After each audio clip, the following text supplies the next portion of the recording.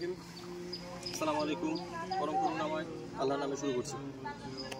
আজ সকাল 4 ঘটিকার সময় আমরা ইস্পাহানির HM মিডল স্কুল থেকে রওনা দিয়েছিলাম এবং ঠিক দুপুর 12 ঘটিকার সময় এখানে এসে পৌঁছাই এবং আমরা যে স্থানে এসেছি সেটার নাম হচ্ছে নোয়াখালীর বেগমগঞ্জ পদ্মার পার এবং আরও একটা নাম রয়েছে, এটা হচ্ছে সর্দার দিঘির পার। এখানে আসার উদ্দেশ্য হচ্ছে আমি যখন নিয়ত করেছিলাম যে আমি যতগুলো টাকা বা যত টাকা উঠাই না কেন আমি আমার নিজের উদ্যোগে বা হচ্ছে আমরা যে টিম আছে আমার টিমের উদ্যোগে আমরা নিজের উদ্যোগে আমরা চলে যাব সেখানে। এবং তার সাথে আরও একটা নিয়ত ছিল যে আমরা চেষ্টা করব একদম নিম্ন পর্যায়ে যাওয়ার জন্য, অর্থাৎ যেখানে মানুষ যেতে চায় না। যেমন আমি যখন আজকে রাস্তা দিয়ে আসলাম তখন চৌমুহনী থেকে ঠিক তার 10 কিলো রাস্তা আগে, তো ওইখানটা থেকে যাওয়ার পর মুহূর্ত প্রায় 20 কিলো রাস্তা। তো 20 কিলো রাস্তা এতটা জঘন্য, আমি আসার সময় সত্য বলতে আমার খুব বিরক্ত লাগছে, কিন্তু যখন আমি এখানে এসে পৌঁছাই এবং আমার টিম নিয়ে আমি কাজে লেগে যাই এবং কাজ করার পাশাপাশি যখন আমি দেখতে পেলাম যে না এখানে কোনো ব্যক্তি বা কোনো সংস্থা এখানে আসেনি, শুধুমাত্র আমরা ছাড়া। হ্যাঁ, যারা গিয়েছে লক্ষ্মীপুর দিকে কিছু লোক গিয়েছে এবং চৌমুহনী চৌরাস্তায় এই পাশের লোকজন ছিল যারা কিনা রাস্তায় তার কারণে কথা বলতে সেখানে দাঁড়িয়েছিল। তো আমার উদ্দেশ্য ছিল যে হচ্ছে যারা লোকালয়ে থাকে তাদেরকে সাহায্য করে এবং আলহামদুলিল্লাহ আল্লাহ তাআলার কাছে লাখ লাখ শুকরিয়া যে আমি এমনও কিছু জায়গায় গিয়েছিলাম যেই রাস্তাগুলো ঠিক এই পর্যন্ত পানি ছিল। এবং সবচেয়ে দুঃখের যে বিষয় ছিল, আমি এমনও কিছু জায়গায় গিয়েছিলাম, হয়তোবা আমি আপনাদের সেই ভিডিও দিব ইনশাআল্লাহ, যে ওইখানে আমাদের সাঁতার কেটে পার হতে হয়েছে।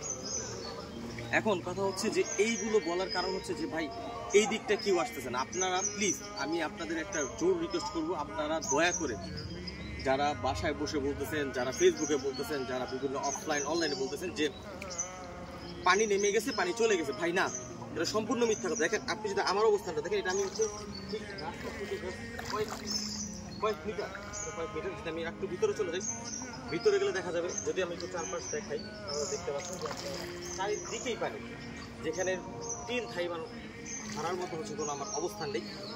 এখন আপনারা যারা যতটুকু পারেন, যদিও বা কষ্ট হয়, আমি জানি অনেক কষ্ট, আমারও খুব বিরক্ত লাগছে, তো আপনারা চেষ্টা করবেন যে এই নোয়াখালী বেগমগঞ্জ সর্দার দিঘির পারে আসার জন্য। এবং এইখানে যারা প্রতিনিধি দল আছে তাদের সাথে যোগাযোগ করে তারা চেষ্টা করবে আপনাদের নিয়ে যান। আমাদের সাথে খুব কাজ করেছে, অনেক ভালো কাজ করেছে এবং হচ্ছে এখানে 3 জন এলাকার প্রতিনিধি ছিল, তাদেরকে অসংখ্য ধন্যবাদ। তারা না থাকলে হয়তো বা আমরা এত সুন্দর একটা কাজ সম্পন্ন করতে পারতাম না। আল্লাহ তাআলার কাছে লাখ লাখ শুকরিয়া। এখন ওভারঅল আমার এই লাইভটার করার উদ্দেশ্য হচ্ছে যে আপনারা যারা দেখবেন তারা অবশ্যই চেষ্টা করবেন, যে কষ্ট হবে। আমরা যখন শুরু থেকেই এটা করেছিলাম, শুরু থেকে আমাদের কষ্ট, কারণ আমি এই উদ্যোগটা নিয়েছি যখন, তখন আমার ক্যাশ ছিল একদমই জিরো। আলহামদুলিল্লাহ আমি 70,000 প্লাস টাকা নিয়ে আমি সব কিছু কমপ্লিট এবং ইনশাল্লাহ আলহামদুলিল্লাহ এখানে এসে পৌঁছেছি।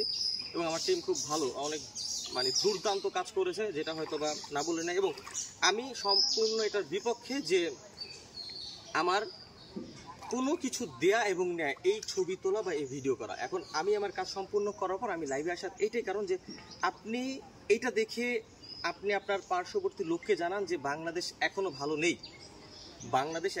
নেই। আপনারা শুধুমাত্র কয়েকটা জেলা, কয়েকটা গ্রাম, এগুলো দেখে আপনি বিচার করবেন না। প্রত্যেকটা জায়গায় যান, প্রত্যেকটা জায়গা দেখেন, তারপর বিচার করেন। আর আমি অফলাইন অনলাইন যারা আমাকে এত ভালোভাবে সাপোর্ট করছেন এবং এত সুন্দরভাবে আমার সাথে কাজ করেছেন তাদেরকে আমি অসংখ্য ধন্যবাদ জানাই। এবং আমি আশা করব ইনশাআল্লাহ, আমার ইচ্ছা আছে যে সামনে আরও অনেক বেশি কাজ করার জন্য, এবং আপনারা আমার পাশে থাকবেন। এই বলে আমি আমার লাইভ শেষ করছি। ধন্যবাদ। আসসালামু আলাইকুম।